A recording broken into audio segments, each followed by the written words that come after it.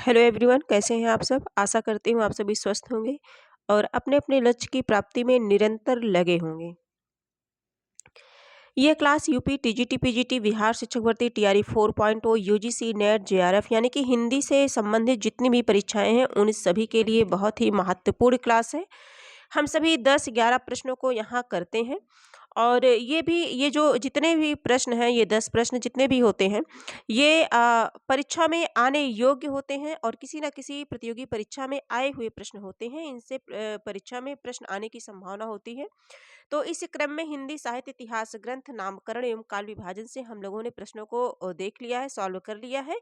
आज की क्लास में जो है हम सभी देखेंगे आदिकाल से प्रश्नोत्तरी चल रही है और प्रश्नोत्तरी संख्या क्लास जो है 4 है ये। इसका पहला प्रश्न है, भरत मुनि ने अपभ्रंश को नाम दिया। यानी कि जो भरत मुनि थे, आचार्य भरत मुनि, सभी परिचित होंगे आचार्य भरत मुनि से। तो जो आचार्य भरत मुनि हैं, इन्होंने अपभ्रंश को क्या नाम दिया? तो ऑप्शन है हमारा लोक भाषा, बी है देश भाषा, सी है जन भाषा और डी है अशुद्ध भाषा। तो इसका जो करेक्ट आंसर होगा, शायद आप सभी गेस कर पा रहे होंगे सही आंसर क्या है। तो भरत मुनि ने अपभ्रंश भाषा को क्या नाम दिया है? देश भाषा नाम दिया है। क्या नाम दिया है? देश भाषा नाम दिया है। ठीक है, तो करेक्ट आंसर हमारा क्या होगा? बी, देश भाषा। अगला देखते हैं कुछ महत्वपूर्ण तथ्य। अगर इनके समय की बात की जाए कि भरत मुनि का समय, तो ये दूसरी तीसरी शताब्दी, ठीक है। और इन्होंने अपभ्रंश को देश भाषा कहा, जबकि विद्यापति विद्यापति ने अपभ्रंश से भिन्न प्रचलित बोलचाल की भाषा को देश भाषा कहा है। ठीक है, दोनों बातें यहाँ क्लियर हो गई। आगे हम देखेंगे हमारा जो दूसरा प्रश्न है, प्रश्न संख्या 2, जन्म काल की दृष्टि से निम्नलिखित कवियों का सही क्रम है। जन्म काल की दृष्टि से कवियों का सही क्रम बताना है हम सभी को। तो जो हमारा ऑप्शन ए है वो है जगनीक, खुसरो, श्रीधर, चंद्रबरदाई। बी ऑप्शन है खुसरो, श्रीधर, चंद्रबरदाई, जगनीक। सी है चंद्रबरदाई, जगनीक, खुसरो, श्रीधर। डी है श्रीधर, खुसरो, चंद्रबरदाई और जगनीक। तो प्रश्न संख्या 2 है, इसमें हम देखते हैं सबसे पहले अगर आते हैं तो हम चंद्रबरदाई के समय को देख लेते हैं, 1168 से लेकर के 1192 ईस्वी। ठीक है, और इसके बाद हम देख लेते हैं जगनिक का, तो 1173, 1100 1173। ठीक है, अमीर खुसरो का 1253 से लेकर के 1325 है और श्रीधर जो है 14वीं शताब्दी है। तो इस प्रकार से देखा जाए तो करेक्ट आंसर हमारा सी होगा। क्या होगा? सी होगा। अगले प्रश्न पर चलते हैं। प्रश्न संख्या देखते हैं। हाँ, देख लेते हैं। 1168 से 1192 ईस्वी चंद्रवरदाई का समय, जगनिक 1173, अमीर खुसरो 1253 से 1325 ईस्वी और श्रीधर 14वीं शताब्दी। आगे हम सभी देखेंगे। हमारा जो अगला प्रश्न है, प्रश्न संख्या 3 है, इनमें से कौन सा ग्रंथ लौकिक चरित्र का माना जाता है? इनमें से कौन सा ग्रंथ ऐसा है जो लौकिक चरित्र काव्य माना जाता है? अब इसका जो ऑप्शन ए है भविष्यत कहा, बी है परमात्म प्रकाश, सी है योगसार, डी है पाहुड़ दोहा। तो इसका जो करेक्ट आंसर हो जाएगा वो हो जाएगा भविष्यत कहा। क्या हो जाएगा? भविष्यत कहा। ठीक है, और ये जो भविष्यत कहा किसकी रचना है? धनपाल की। किसकी रचना है? धनपाल की। आगे हम सभी देखेंगे जो है, हाँ, देख लेते हैं कुछ महत्वपूर्ण तथ्य हैं। ये लौकिक चरित काव्य धनपाल कृत भविष्यत कहा को कहा जाता है, जबकि योगसार परमात्म प्रकाश के लेखक जोइंद है। जोइंद की रचना क्या है? योगसार परमात्म प्रकाश है। और पाहुड़ दोहा सभी परिचित है, राम सिंह की रचना है। महत्वपूर्ण तथ्य थे। प्रश्न संख्या 4 देखेंगे, नाथ संप्रदाय के प्रवर्तक इनमें से कौन है? ये प्रश्न कई बार परीक्षा में बना हुआ है। नाथ संप्रदाय के प्रवर्तक इनमें से कौन है? ऑप्शन ए है गोरखनाथ, बी है चरपटनाथ, सी है महानाथ और डी वाला जो ऑप्शन है हमारा वो है नेमिनाथ। तो चारों ऑप्शन में से हमें करेक्ट आंसर देखना है, तो हमारा है गोरखनाथ। नाथ संप्रदाय के प्रवर्तक किन्हें माना जाता है? गोरखनाथ को। तो करेक्ट आंसर हमारा ए होगा। अगले प्रश्न पर हम चलते हैं। हाँ, कुछ नाथ से संबंधित यहाँ से जो प्रश्न बन सकते हैं, देखिए यूपी टीजीटी 2016 का बना हुआ ये प्रश्न है और इसके तथ्य इंपॉर्टेंट है, इसलिए हम इन्हें पढ़ेंगे। नाथ संप्रदाय के प्रवर्तक गोरखनाथ थे। नाथ संप्रदाय के आराध्य की बात की जाए तो वो शिव हैं। हठ योग की साधना पद्धति पर आधारित है यह। कुछ विद्वान नाथ संप्रदाय का संस्थापक मच्छंदर नाथ यानी कि मत्स्येंद्र नाथ को मानते हैं। नाथ पंथ बौद्धों की वज्रांश शाखा से निकला हुआ है। नाथों की संख्या 9 मानी गई है। गोरक्ष सिद्धांत संग्रह में 9 नाथों के जो है निम्नलिखित नाम गिनाए गए हैं, जैसे नागार्जुन हो गया, जड़ भरत हो गया, हरिश्चंद्र हो गया, सत्यनाथ, भीमनाथ, गोरक्षनाथ और चरपट जलंधर मलयार्जुन। ठीक है, नाथों की संख्या 9। आगे हम सभी देखेंगे महापुराण के रचनाकार कौन है। प्रश्न संख्या 5। चारों ऑप्शन आपके समक्ष हैं, आप बता सकते हैं कि इसका आंसर क्या होगा। महापुराण के रचनाकार कौन है। ऑप्शन ए है अब्दुल रहमान, बी है धनपाल, सी है पुष्यदंत और डी है स्वयंभू। तो महापुराण के रचनाकार कौन है। महापुराण के रचनाकार कौन है, प्रश्न संख्या 5।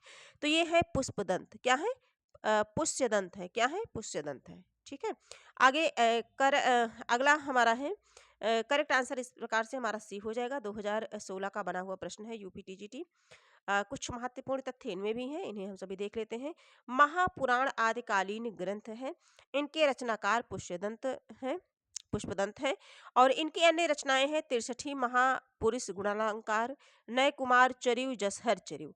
63 महापुरुष गुणालंकार को ही महापुराण कहा जाता है। महापुराण में 63 महापुरुषों का जीवन चरित्र वर्णित है और पुष्पदंत को हिंदी का भवभूति कहा जाता है। ये भी प्रश्न कई बार बना हुआ है। ठीक है, शिव सिंह सेंगर ने पुष्पदंत को भाखा की जड़ कहा है। क्या कहा है, भाखा की जड़ कहा है तथा हिंदी का प्रथम कवि स्वीकार किया है।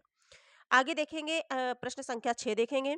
इन सिद्ध एवं नाथों में सबसे पुराने हैं सरहपा, सरहपा, ये सा नहीं पा है, सरहपा और कड़पा, मच्छंद्रनाथ, गोरखनाथ। ठीक है, तो इनमें सबसे पुराने कौन है, प्रश्न संख्या 6। तो इसमें है सबसे पुराने हैं, करेक्ट आंसर हमारा क्या हो जाएगा, बी हो जाएगा, यानी कि कड़पा सबसे पुराने। इसका जो करेक्ट आंसर हो जाएगा प्रश्न संख्या 6।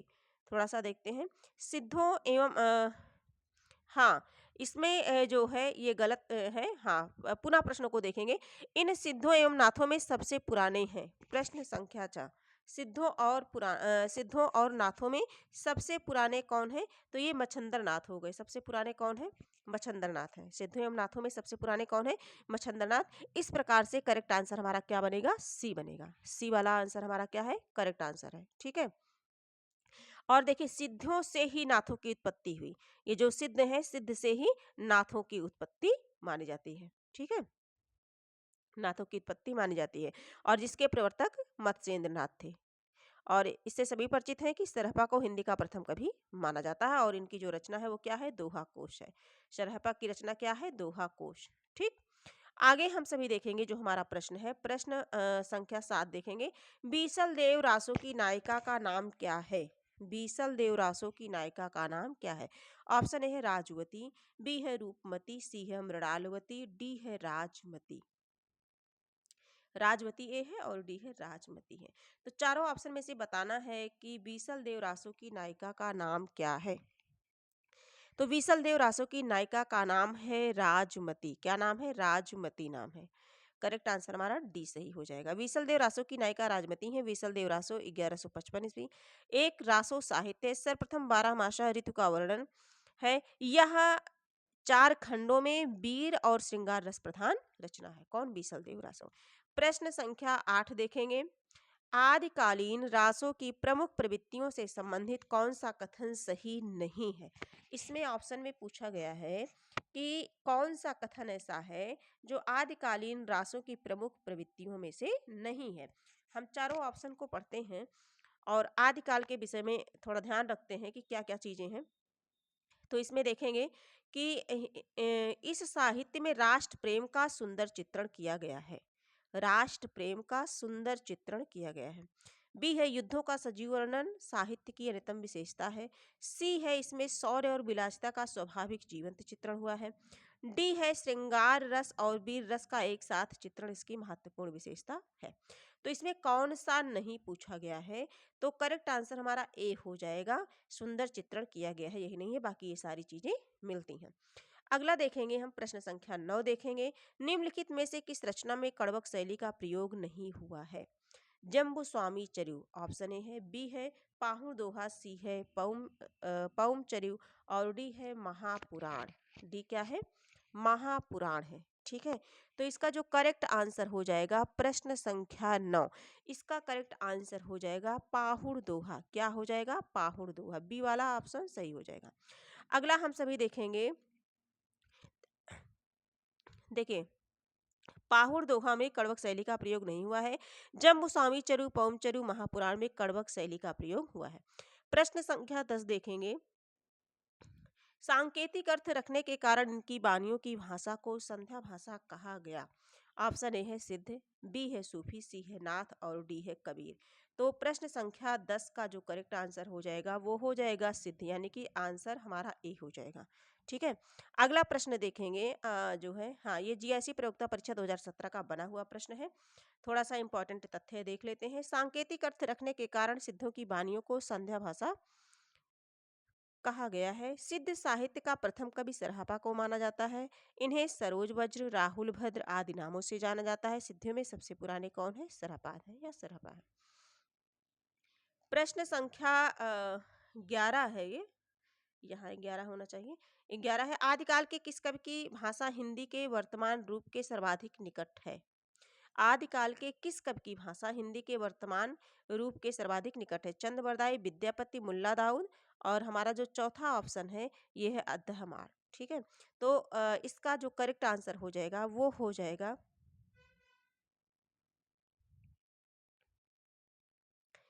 प्रश्न है, आदिकाल के किस कवि की भाषा हिंदी के वर्तमान रूप के सर्वाधिक निकट है?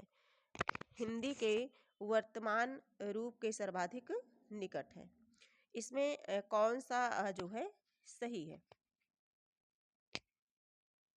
तो इसका जो करेक्ट आंसर हो जाएगा वो हो जाएगा अमीर खुसरो। क्या हो जाएगा? अमीर खुसरो। अमीर खुसरो हो जाएगा। ठीक है, इसमें एक ऑप्शन और होना चाहिए था, या चारों ऑप्शन में से हम एक हटा देते हैं। एक ऑप्शन और होना चाहिए था, यानी कि ई, अमीर खुसरो। ठीक है, तो इसका करेक्ट आंसर हमारा अमीर खुसरो होगा। तो इस प्रकार से हम लोगों ने टोटल कितने प्रश्न किए? हम लोगों ने टोटल 11 प्रश्नों को किया, और ये 11 प्रश्न परीक्षा की दृष्टि से बहुत ही इंपॉर्टेंट है। इसी तरह से हम सभी आदिकाल करेंगे, फिर भक्ति काल करेंगे, रीतिकाल करेंगे, फिर आधुनिक काल करेंगे। जो जो प्रश्न, जिन जिन प्रश्नों के आने की संभावना है, या जो प्रश्न परीक्षा में कई बार बने हुए हैं, उन सभी प्रश्नों का रिवीजन हम सभी इस क्लास के माध्यम से करते हैं। यह सभी के लिए बहुत ही महत्वपूर्ण और उपयोगी क्लास है। आज की क्लास यहीं तक, हम फिर मिलेंगे। और हाँ, 11 में से आपके कितने प्रश्न सही हुए, जो भी भाई बहन मित्र हमारे देख रहे हैं क्लास, वो अपने अंक जरूर बताएं कमेंट के माध्यम से। आज की क्लास यहीं तक, फिर मिलेंगे, तब तक के लिए